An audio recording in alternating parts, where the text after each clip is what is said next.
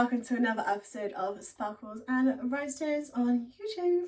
And today we are going to be talking all about pageant interview, my favourite subject to talk about. We're not going to bore you too much, but we're going to give you some of the top pageant tips of how to smash that interview. Of course, we do get a lot deeper in the handbook, we do dive a lot deeper, and also if you are being coached, there is a lot more deeper things, but here are some of the things that are staples in pageant interviews for the UK. So before we even talk about any pageant tips for interviews, for those who are just starting out in pageants and have seen that there's a pageant interview, there are two types of pageant interviews. The first one is a panel of judges, so there'll be a panel in front of you and you'll be sat in the middle and you can converse and address each different question from each different judge. Or there is the Robin Round style, which is not as well known here in the UK, but has been adapted into the pageant system, especially for some pageant systems that lead to internationals that have exactly the same format. So that is a one-to-one individual interview of 1 minute to 2 minutes. So a panel of judges usually be 3 to 5 minutes. Usual 3, but for systems like Voluptuous and Team Great Britain, they have a lot longer with 5 minutes, and I love a long interview. But usual 3-minute standards, you'd be surprised how fast that goes. But it's even faster in a Robin Round style, because it's only 1 or 2 minutes, usually 1 minute, and you have to get out as much as you can. And there usually be like a circle or square, however there is, with 4 judges. A panel usually has 4 to 8 judges on there. That's just a little background into pageant interviews. So pageant tip number 1, and that is to be prepared. Don't go into a pageant interview thinking it's going to be just like any other interview. The judges are there to pick the next winner, so you need to be able to put your best foot forward, even if you're going to be sat down. Because first impressions, this is your first impression in the interview. In the whole competition, the interview is your first impression. The first time you get to meet the judges before you wow on stage later.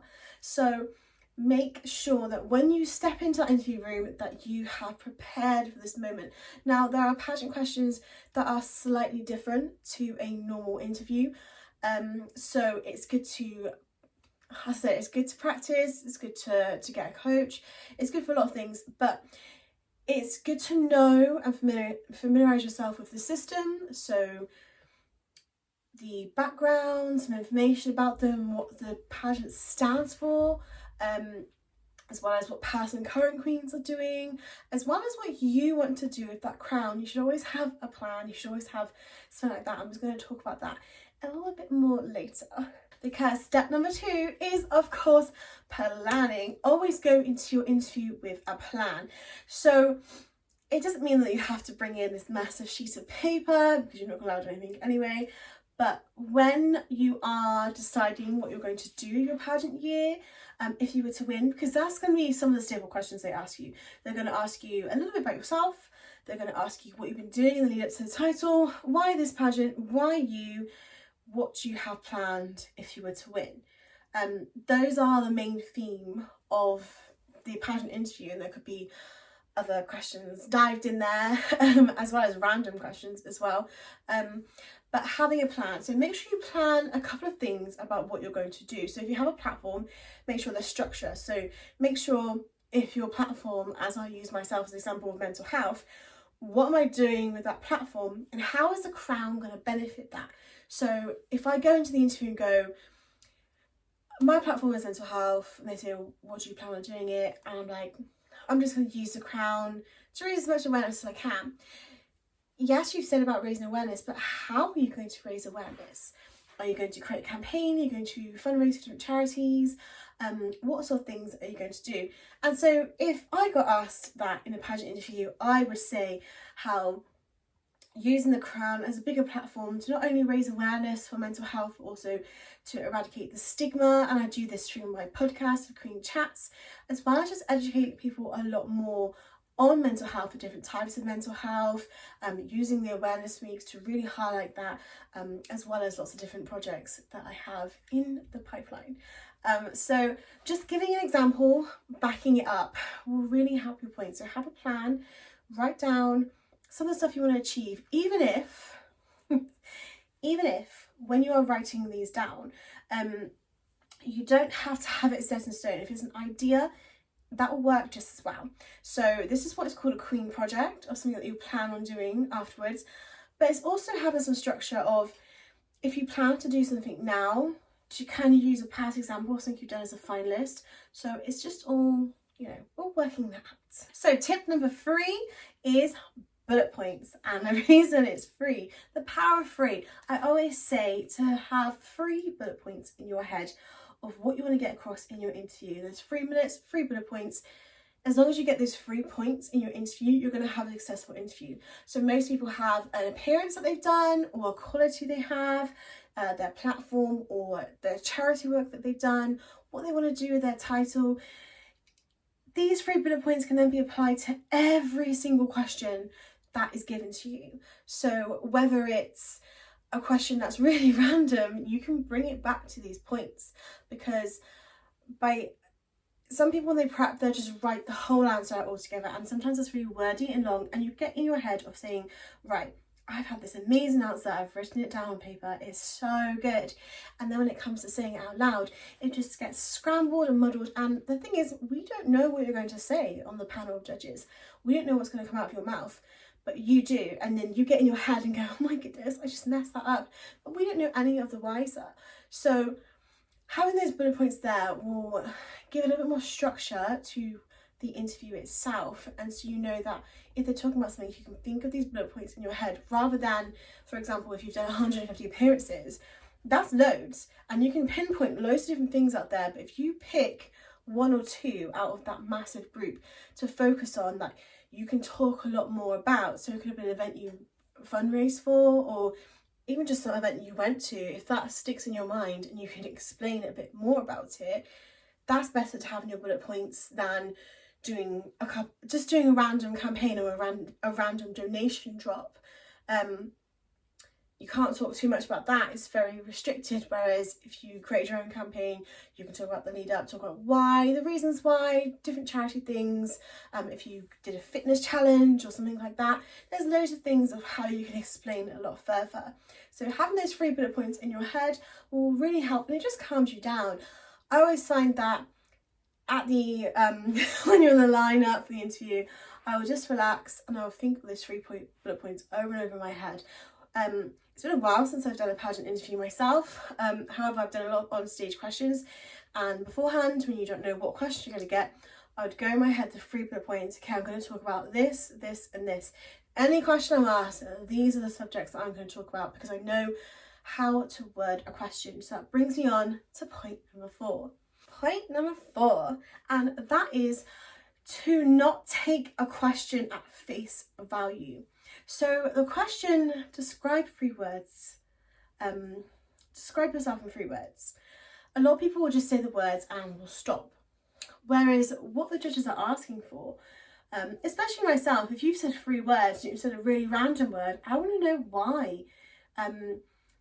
Why you've used those words, why someone would use those words to describe you.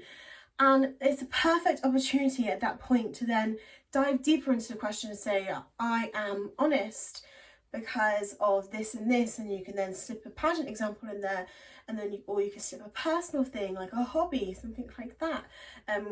Some of the words that I use creative, and I use to describe myself because I love creating different things, whether it is of course writing and creating my handbook, or rhinestoning outfits is something that I really enjoy doing. So when I said that as my word for application, there is a fashion wear that I had where I rhinestoned the shoes. So I mentioned that, so if the judges were looking at it and go, ooh, so she rhinestoned those shoes, and it's a little extra. You're giving them a little bit extra sparkle. So rather than just saying the 3 words and going, because you might not get that opportunity, they might just skip past that question, rather than go, so why do they describe you? Some judges will then just move on to the next question, and then it's a missed opportunity of getting something about yourself, your personality, or a pageant appearance that you haven't talked about yet, or your platform. It's a way of changing it. So not taking the question at face value, you can change the way, you can change the wording to how it suits you. So this also applies to anything that's negative. So the question of, if you were to not win, who would you like to see crowned and why? Rather than giving someone an advertisement in your pageant interview, you can change the wording, and rather than take it at face value saying like why, who else should win, it's more of what would you do if you didn't win? You could, or what should the winner be? You know, so rather than say a name and all the amazing stuff they've done, you can say this pageant girl, whoever takes the crown should be this, this and this. Which brings me on to my next point. Point number 5. Point number 5 is to talk about yourself. Make it about you. Now, us Brits, we find it very, very hard to hype ourselves up a little bit, to talk about ourselves, yet it is an interview where we are talking about ourselves. We have 3 minutes, 5 minutes, even 1 minute to get across our personality, to get across why we should be the ones winning that crown. And I've had it before where I've been doing practice with people and they've not mentioned all the amazing stuff they've done. Now, I know that because I've seen it on their social media. I've looked through, I've seen that sort of stuff they've done. However, a judge might be completely blind going in, because some judges do have access to social media and they'll get sent their contestants like pages to say, look, this is what they've been doing, have a little look at their social media. Others don't. You'll go in completely blind and you don't know all the amazing stuff they've done, and they've had a great interview, they talked a couple of points, and then you find out afterwards on social media that they raised over £10,000 for charity, and they've done this many runs and this many appearances, and none of that was talked about in the interview. You have to project what you want the judges to know. So once again, going back to those bullet points, but also talking about your achievements. Even if you've raised £300, that's still a big amount. It's fundraising for charity. It's, you know, you've managed to go out your comfort zone to organise something to, you know, get that money from people. So talk about it. Talk about the amazing stuff that you plan on doing. Talk about your achievements. Hype yourself up. I know sometimes we think it's very modest and we're like, oh, I was just doing what I always do. And it's like, yes, but the judges don't know you. They're looking at you with a fresh pair of eyes. So give them that. Of course, there is the fine line between confidence and cocky. You don't want to sound too cocky. A little bit more humbling. So, for example, that is saying the question of why should you win? Why should you win over everyone else? And he's like, I think that I'm the best person out of everyone here because I've done the most in charity work, I've done the most appearances, I've got the best wardrobe, I really deserve this crown. And although that may be true, it doesn't come across in a great light. However, if you were to ask the question, why should you win over everyone else? I feel like I should win because I've worked really hard this past year as a finalist through doing fundraising events, raising over £10,000 for different charities, but charities that are really close to my heart, like, for example, Mind UK.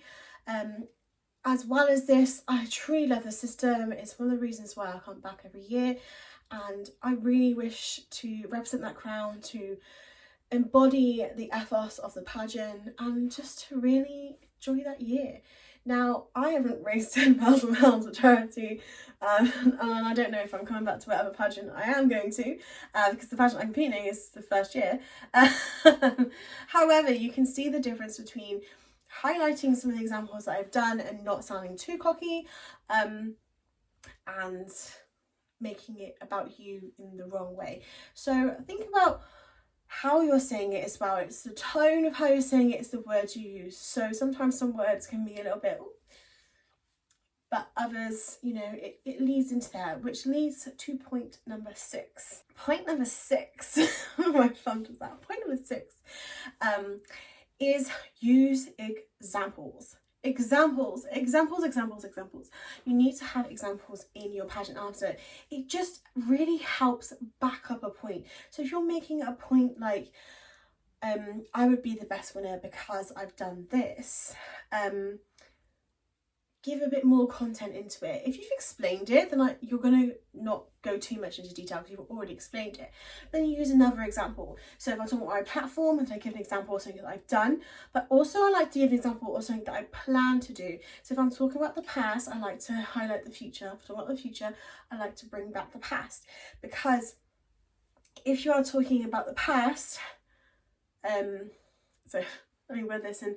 If you're talking about the past, you then want to link in the future because that means you've thought about what you're going to do. So you've already processed, you've already done something, you've used your sash, and you thought, this is what I want to do if I was to win. This is how I can improve and work on that. And if you're referencing the future, it's backing up that plan with a past example. So you're saying, in the future, like if I was to win, I wish to do this.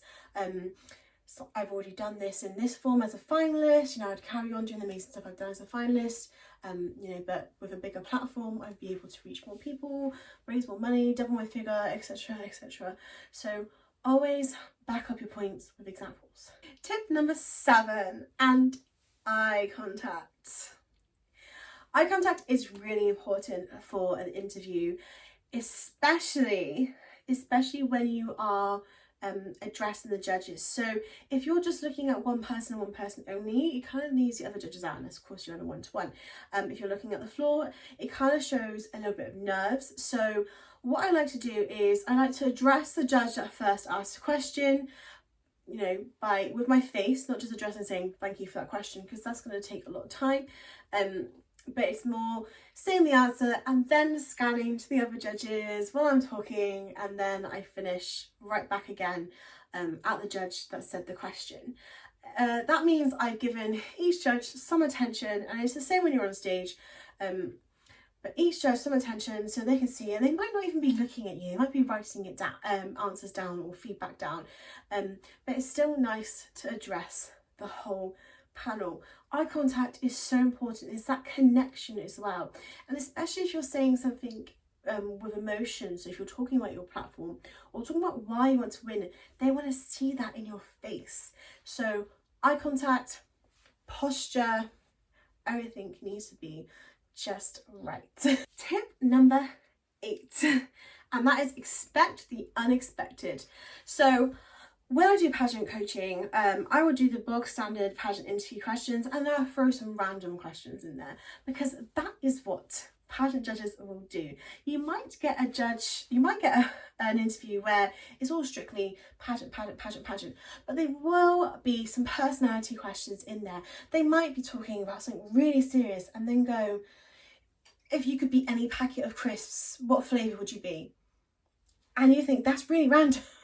That's really random. Why would you ask me that? That's such a strange question. I've got to really think about that. But if you're quick on your feet, and this also helps with practice of if you were in a live interview on television, it means that some random questions you'll be able to answer straight away. I'm not saying that every UK pageant girl will be on television, but it's always a good skill to have. But also you get a chance to show off your personality here. So I will always remember the question I got asked, if you could invent anything, what would you invent? And straight away I said, if I was to invent anything, it would be leggings that stay up. So they're high-waisted and they actually stay up and don't fall down when you walk or squat. And also when you squat, they don't go see-through. I feel like these would be some great additions to my wardrobe, because I have yet to find a pair of leggings that won't do that. And the judges laughed, and for me it showed a bit of my personality. And I'm always a stickler of, you don't want to be a pageant patty, you don't want to be a pageant robot. You want to be showing off the best version of you. Yes, you'll be more polished and more refined, and you'll have answers with the pageants. However, you still want that personality, and that's why they have personality questions. You don't have to make every question a pageant question, and there will be some questions that you can turn if you've not got something in that you really wanted to get. Perfect question, what would you invent? If you give it anything, you could invent a time machine, and then say something about an event that you did and you'd love to relive it all over again, highlighting an event you've done as a finalist, highlighting a charity fundraise, moments, or even going forward. you know, and having your whole year as a title holder, just a little joke in there. So really expect the unexpected. Pageant tip number 9. Now, time yourself. It sounds really silly, but time yourself, because if you only have 3 minutes for a pageant interview, you want to make sure you get everything across. And sometimes people will have too much to say and it only ends up getting a couple of questions. There have been interviews that have lasted longer by just one question being asked, or it could be the complete opposite and you say really quick answers and you don't get any like content in there. It's just quick, to the point, boom, boom, boom, boom. Like, you want the judges to be kind of struggling for questions because you've given them such amazing answers. You've answered 2 or 3 questions in one part. You don't want them to be struggling when they've asked you every single pageant question that they thought of. So time yourself.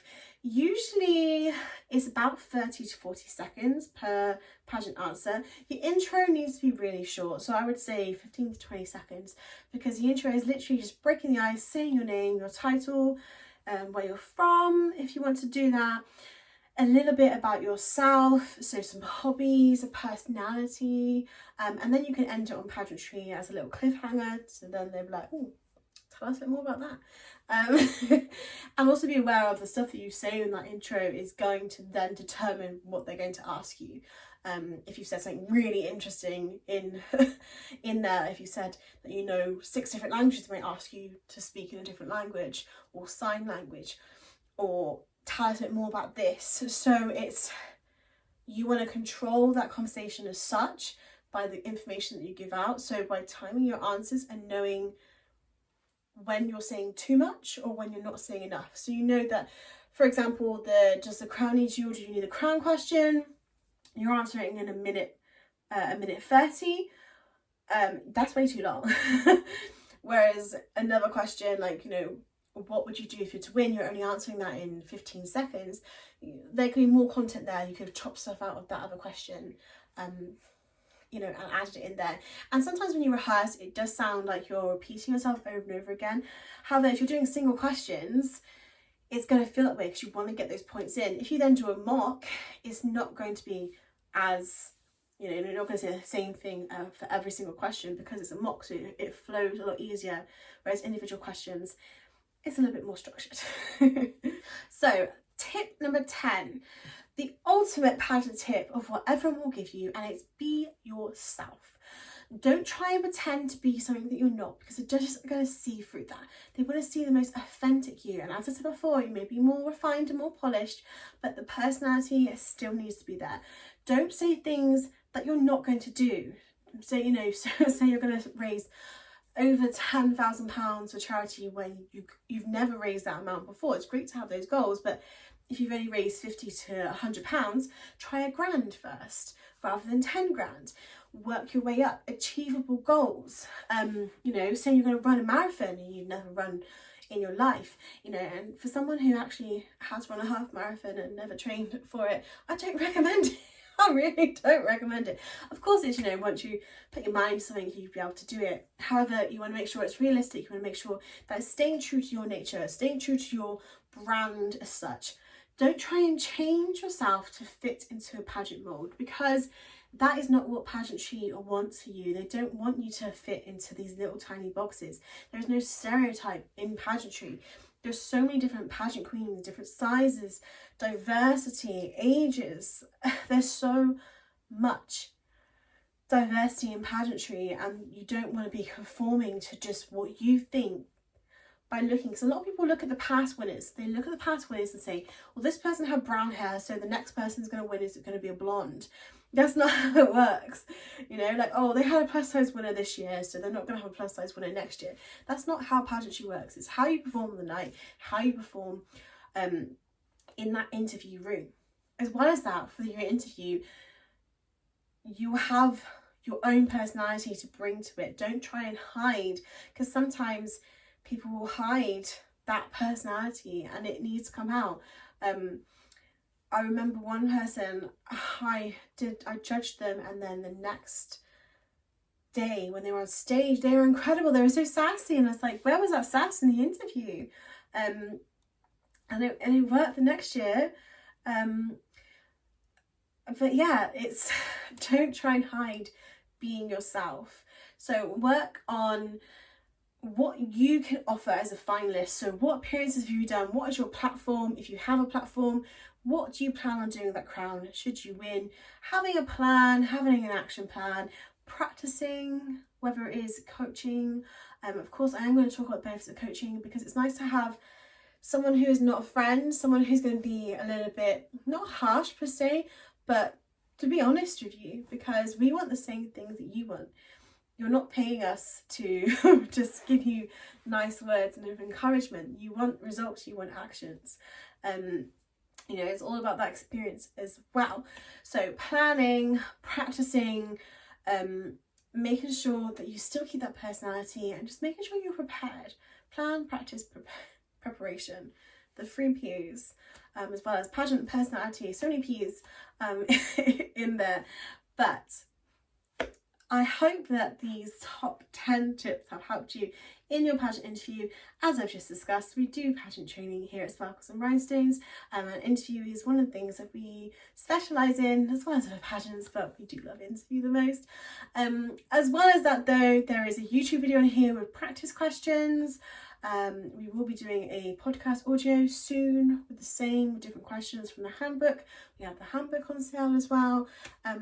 So really, you can be prepared for pageantry, prepared for that interview, but make sure that when you go in there, you represent your true self, that you are confident, you stand tall. Make sure when you wear that outfit, that you can sit in it for a start and you're not flashing anything. But feel confident, wear something that makes you feel empowered. Because if the confidence is showing, there's always this saying, and I saw like a variation on the Champagne Bottle. It's always like stuck with me, like fake it until you make it. So fake that confidence until you gain it. So if you're feeling like you can't get your most authentic you, think of like your alter ego, like the Sasha Fierce of Beyonce. You know how amazing Beyonce is on stage. Alter egos, and I reference this to drag as well. You know, they have the alter egos of their drag persona to give them that extra bit of confidence. I'm not saying that you need to do that, but sometimes it's nice just to think of yourself in pageant mode. So think of that confidence there. So if you're wearing the right outfit, walking into that pageant room, sitting down, looking at all the judges, great contact, smiles, giving the best version of you, you're going to smash that interview. So I hope you have enjoyed this video. Make sure to like and subscribe and to share the goodness. But apart from that, we don't really make these videos for the views and the likes. It's more for the content and the information. So if this has helped you, let us know. But we are an open book. You can ask us anything pageant related. We do lots of lives on the Facebook page. But for now, thank you for watching.